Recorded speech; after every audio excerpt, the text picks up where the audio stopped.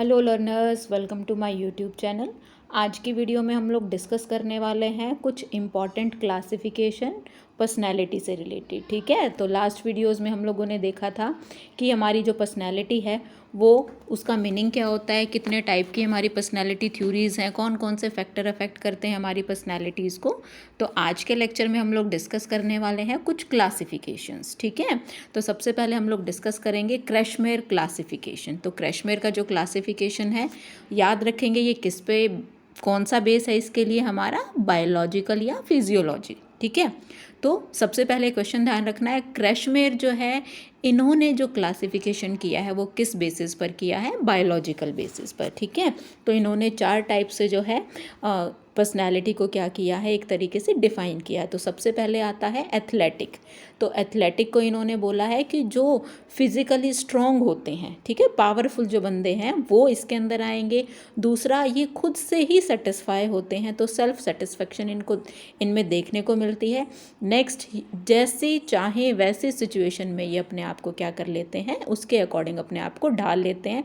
तो जो एथलेटिक जो पर्सनैलिटी है वो क्या है, बहुत ज़्यादा पावरफुल होते हैं। ठीक है, दूसरा स्ट्रॉन्ग होते हैं, फिर सेल्फ सेटिस्फाइड होते हैं, और इसके साथ साथ अकॉर्डिंग टू सिचुएशन अपने आप को क्या कर लेते हैं, ढाल लेते हैं। तो वो क्या कहलाते हैं, एथलेटिक। ओके लर्नर्स, नेक्स्ट आता है लर्नर्स एस्थमेटिक। ठीक है, एस्थमेटिक ये जो हैं ये क्या होते हैं, ये थोड़े से पतले होते हैं, लंबे होते हैं, दुबले होते हैं, लेकिन जो इनका जो वर्क का जो एक्सपीरियंस है या जिस तरीके से ये एबिलिटी है, इनकी वर्किंग एबिलिटी, वो थोड़ी सी क्या होती है लर्नर्स, वो थोड़ी सी इनकी कम होती है। ठीक है, तो यहाँ पर हम लोगों ने देखा 2 टाइप्स को, दोनों टाइप्स में से हम लोगों ने सबसे पहले देखा एथलेटिक। ठीक है, अब जो एथलेटिक है, एथलेटिक में क्या हुआ, फिजिकली फिट होते हैं ये।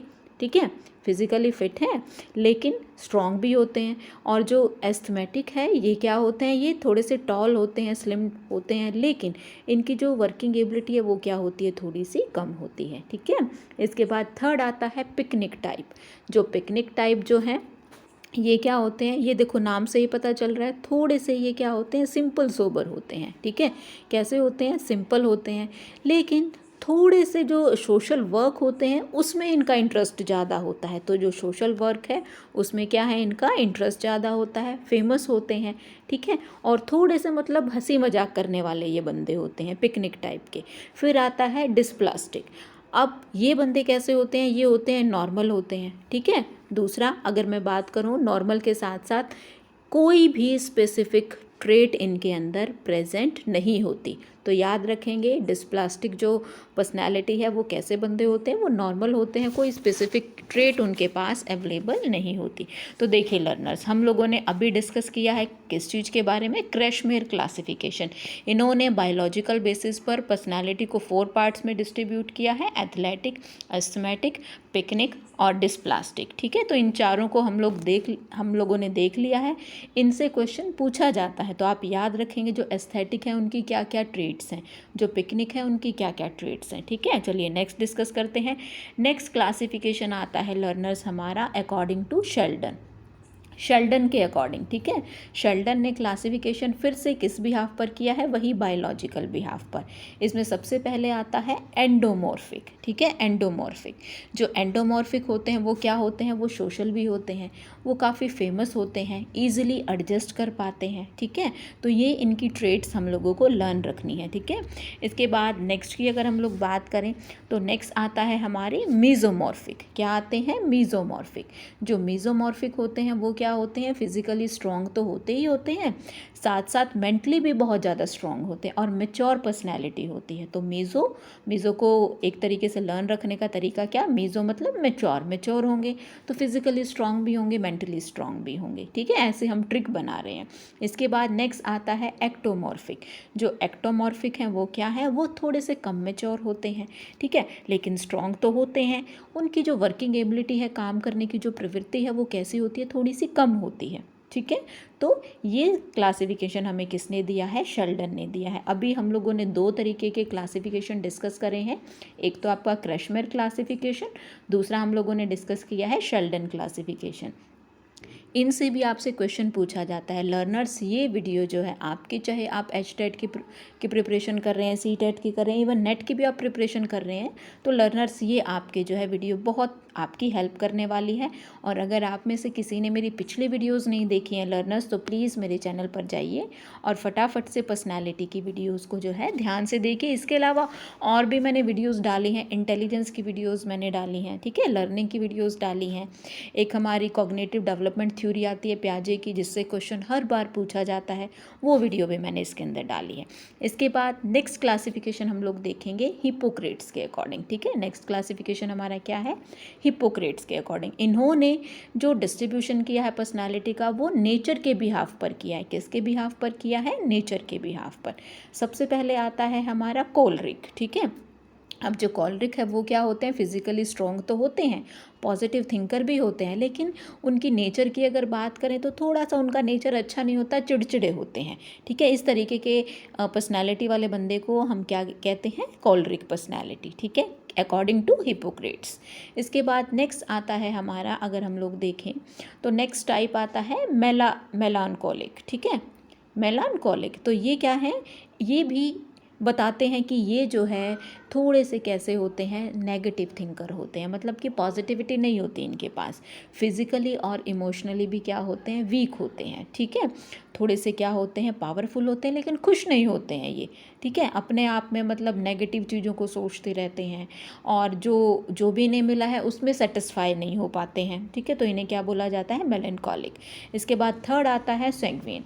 सैंग्विन क्या होते हैं, ये बैलेंस्ड होते हैं, ठीक है, बैलेंस्ड पर्सनालिटी जिसे हम लोग बोलते हैं। इमोशनली क्या होते हैं, स्टेबल होते हैं, ठीक है, फिजिकली फिट होते हैं। तो ये इनकी ट्रेड्स, कैरेक्टरिस्टिक्स हमें याद रखनी पड़ती हैं, क्योंकि इसी से रिलेटेड क्वेश्चन पूछा जाता है, ठीक है। इसके बाद नेक्स्ट इसी में जो डिस्ट्रीब्यूशन है वो है आपका फ्लेगमेटिक। अब जो फ्लेगमेटिक हैं हमारे, ये जो फ्लेगमेटिक हैं ये क्या करते हैं, ये थोड़ा सा जो है एंटरटेनिंग होते हैं, लेकिन लेज़ी होते हैं। भाई खुश तो रखते हैं, दूसरों को मनोरंजन तो करते हैं, लेकिन थोड़े से लेज़ी होते हैं। और फिजिकली भी क्या होते हैं, वीक होते हैं, और इमोशनली भी लर्नर्स क्या होते हैं, ये वीक होते हैं, ठीक है। तो देखो हम लोगों ने डिस्ट्रीब्यूशन देखा किसका, हिपोक्रेट्स का। हिपोक्रेट्स ने 4 तरीके से जो है पर्सनैलिटी को डिफाइन किया है, इंडिविजुअल की नेचर के अकॉर्डिंग, ठीक है। इंडिविजुअल की जो नेचर है उसके अकॉर्डिंग इन्होंने जो है इस चीज़ को डिफाइन किया है। सबसे पहले कॉलरिक, फिर मेलनकॉलिक, फिर थर्ड आता है सैंग्विन, फिर आता है फ्लेगमेटिक। अगर लर्नर आपको ये वर्ड इंग्लिश में लर्न करने में प्रॉब्लम हो तो मैंने साथ में हिंदी में भी लिखा है, तो आप वो वर्ड्स भी याद कर सकते हैं, ठीक है। फिर आता है हमारा सबसे important, most important part, Jung classification. जो जुंग है इन्होंने भी क्लासीफाई किया है पर्सनैलिटी को, लेकिन किस बिहाफ पर, सोशलाइजेशन के बिहाफ पर, ठीक है। तो सबसे पहले हमें देखने को मिलता है इंट्रोवर्ट। ये हम अपनी रियल लाइफ में भी देखते हैं, जो बंदा शाय नेचर का होता है, ठीक है, मतलब दूसरों के सामने अपनी ज़्यादा अपने बातों को शेयर नहीं कर पाता है, या बिल्कुल मतलब बहुत कम बोल पाता है, टॉकेटिव कम होता है, ठीक है। दूसरा ओबीडियंट होता है, बहुत ज़्यादा आज्ञाकारी होता है, शांत रहता है बिल्कुल, ठीक है, और थोड़ी सी टेंशन भी उठाए रखता है अपनी, तो वो क्या कहलाता है, इंट्रोवर्ट कहलाता है। फिर आता है एक्सट्रोवर्ट। एक्सट्रोवर्ट बिल्कुल इसका अपोजिट हो जाएगा, ठीक है, पॉजिटिव थिंकर होते हैं, ठीक है, एडजस्टमेंट कर लेते हैं सिचुएशन के अकॉर्डिंग, टाइम के अकॉर्डिंग, एनवायरनमेंट के अकॉर्डिंग। किसी काम को शुरू करते हैं तो कंप्लीट करने की कोशिश करते हैं, ठीक है। उसके बाद टॉकेटिव होते हैं। फिर आता है एम्बीवर्ट, ठीक है। नेक्स्ट क्या आता है हमारा, एम्बीवर्ट।